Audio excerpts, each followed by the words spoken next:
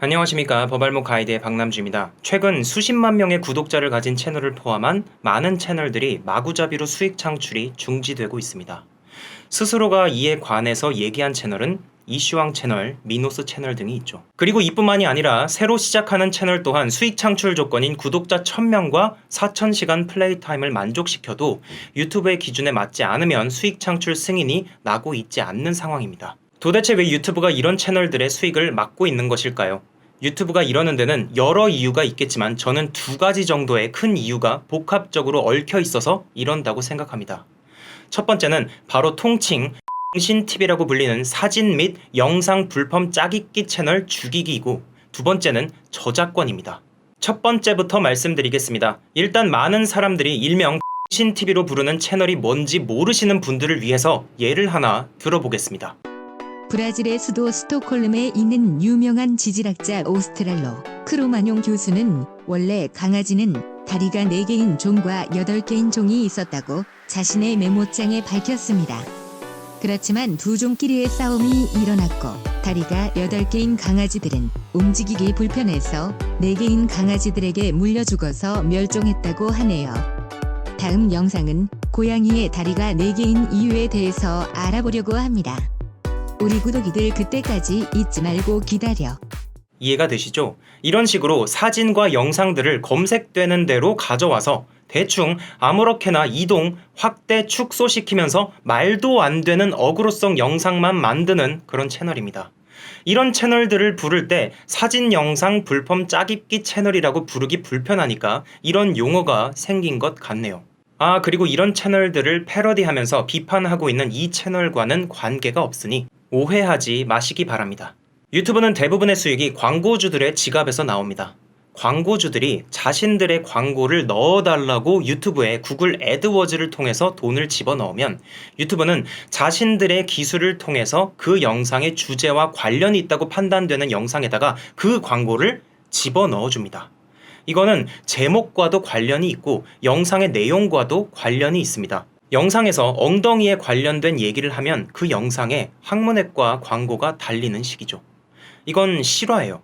그런데 한 회사가 어떤 강아지 용품을 심혈을 기울여서 만들어 놓고 유튜브에 광고를 의뢰했는데 아까 보셨던 그런 이상한 영상에 붙어버린다면 광고주 입장에서는 기분이 어떻겠습니까? 이런 좋은 채널에 자신들의 광고가 달려야 한다고 생각했을 텐데 굉장히 불만족스럽겠죠. 그렇기 때문에 유튜브에서는 이런 광고주들의 불만족을 해소하기 위해서 품질이 떨어지는 이런 채널들에 대한 제재를 강화시킬 수밖에 없었을 것입니다. 광고주들이 만족할 만한 품질 좋은 영상에만 광고가 들어갈 수 있도록 하는 것이죠.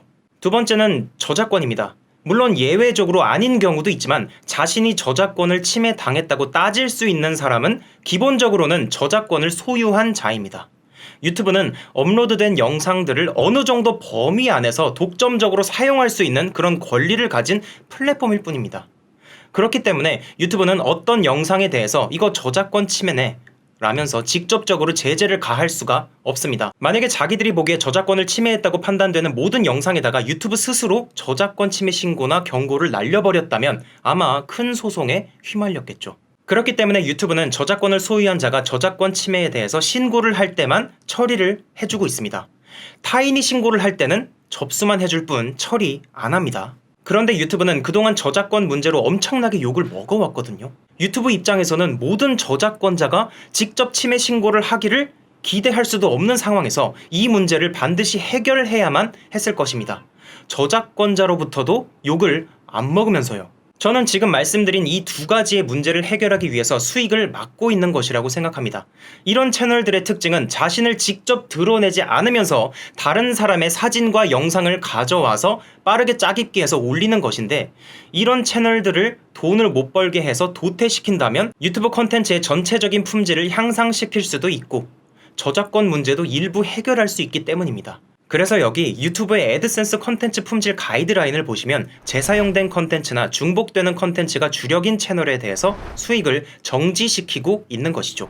변경사항이 미미하거나 없이 병합, 다른 곳에 먼저 업로드된 컨텐츠, 합성, 음성이 읽는 무의미한 컨텐츠, 반복적이거나 단순한 컨텐츠, 이런 것들을 보시면 이해되시죠? 나와 있는 내용들을 보면 앞에서 말씀드린 저품질의 영상 그리고 저작권 문제와 굉장히 밀접한 것을 알 수 있습니다. 작년 여름부터 시작된 이런 유튜브의 정책은 적중을 했고 결국 오로지 돈이 목적이었던 온갖 불법 및 저품질 채널들은 작년하고만 비교해도 엄청나게 사라진 것을 보실 수 있습니다.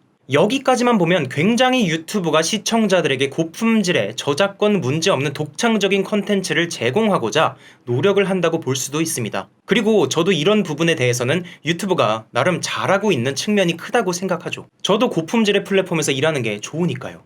그런데 문제는 이런 채널들을 걸러냄에 있어서 정확한 기준을 알려주지 않은 채로 시청자들이 사랑하고 있는 채널들까지도 무분별하게 수익을 정지하고 있다는 것입니다.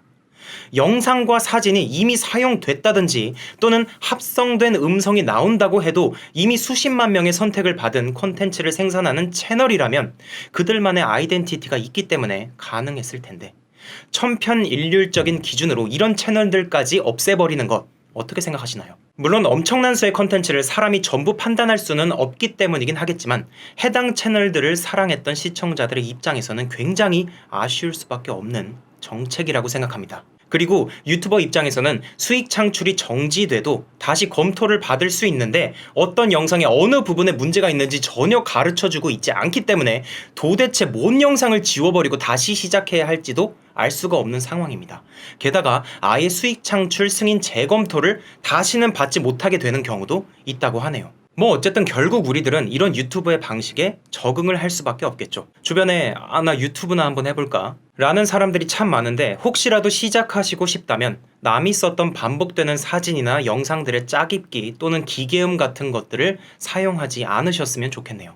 이왕 하는 거 아무런 제재도 받지 않고 하면 좋잖아요. 오늘 영상은 여기까지입니다. 아픈 건 전부 회복됐습니다. 이제부터 제가 하려고 했던 여러분들이 더 쉽게 이해하면서 즐길 수 있는 컨텐츠들을 많이 올리려고 합니다. 그동안 좀 너무 어려웠던 측면도 있었던 것 같아요.